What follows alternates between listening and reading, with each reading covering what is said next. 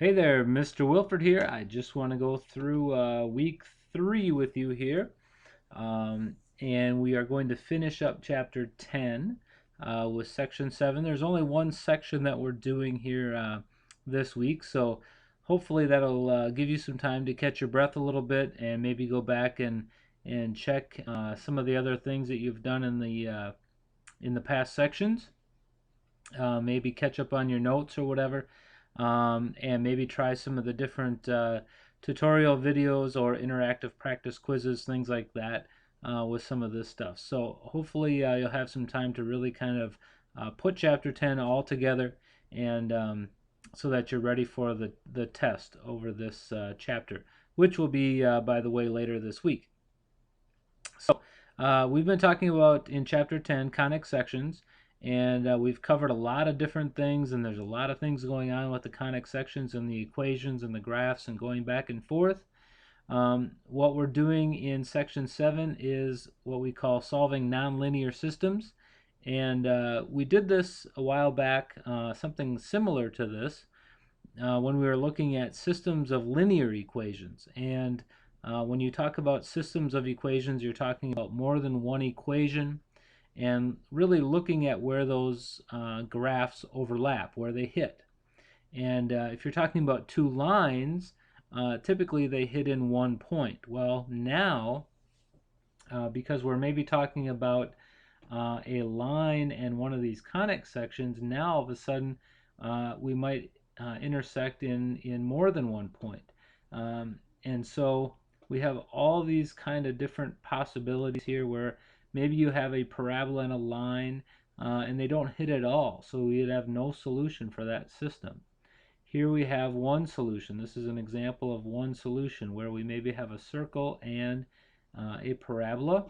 Here we have a line and a circle where it intersects twice, two solutions. You might have an ellipse and a parabola where it would intersect in 3 points, or maybe a hyperbola and an ellipse where it might hit in 4 points. What we want to be able to do here is find those points of intersection. That's what we mean by solving the system. There are a couple ways to do this. First of all, you can do it by graphing. So this is where, again, a good graphing calculator will come in handy.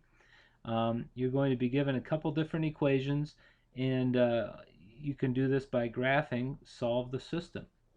And if you're using a graphing calculator, of course, then you need to be able to solve for y. So in this example here, we're taking this first equation, which is a linear equation, and we're solving for y, and we're plugging that into our graphing calculator. And then we're taking the second equation, which, if you remember, if one of the variables is squared and the other one isn't, it's going to be a parabola. So we solve for y here. We plug both of these into a graphing calculator, and then we should be able to use the trace feature, or just kind of move around on the graph and pinpoint where those intersection points are. You can kind of tell here that it's going to intersect in 2 points, and these are the 2 points, and that would be solving that system of equations. And again, what they do here is they actually just check. They do a check to make sure that if you plug in these points, x and y, that your solution is actually correct. Here's another example. Here you would want to solve for y. Now, if you're going to do this without a graphing calculator, there are a couple ways to do that. The first way is to use what's called the substitution method. We've used this before when we talked about systems of linear equations as well. And what we do is we take one of the equations. It doesn't matter which one. Typically you want to pick the one that you can easily solve for a variable. So I'm going to take this bottom equation here, which again is a parabola. I'm going to subtract 5 to both sides, and then I'm going to take what I have and I'm going to substitute that in to the other equation.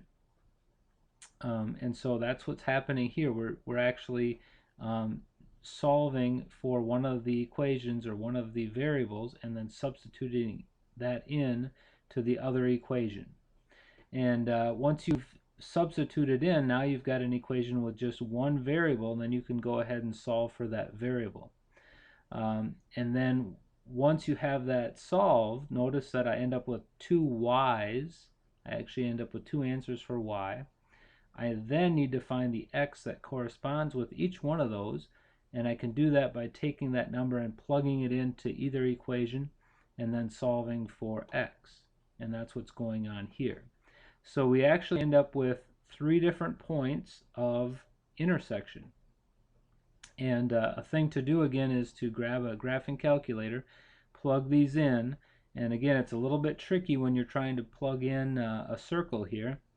Remember, you have to solve for y, and you're going to have the positive and negative side to that.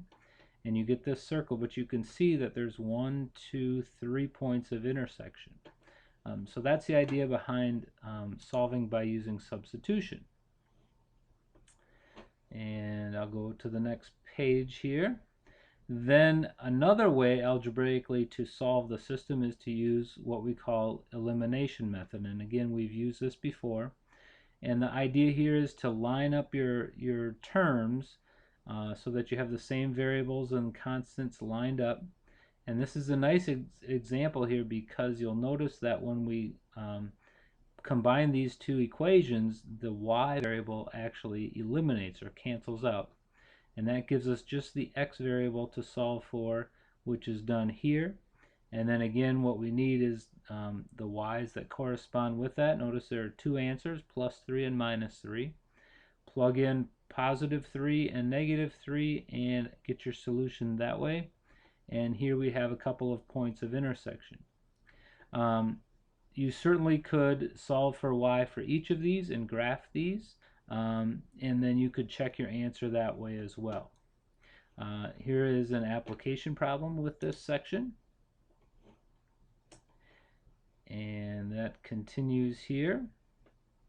And then we have the problems that we'll do here for section 7. Again, make sure you check your course to see which problems to do there. I can't emphasize enough, especially for this chapter, to really take your time and go through some of these examples. Homework help, the examples that I have posted in class, practice quizzes. You'll also notice at the end of this week there is a interactive practice test that covers all of the sections. I believe there are 20 questions that you can practice with, and then you can take the test after that. As always, if you have any questions, please let me know, and have a great week and good luck on your test.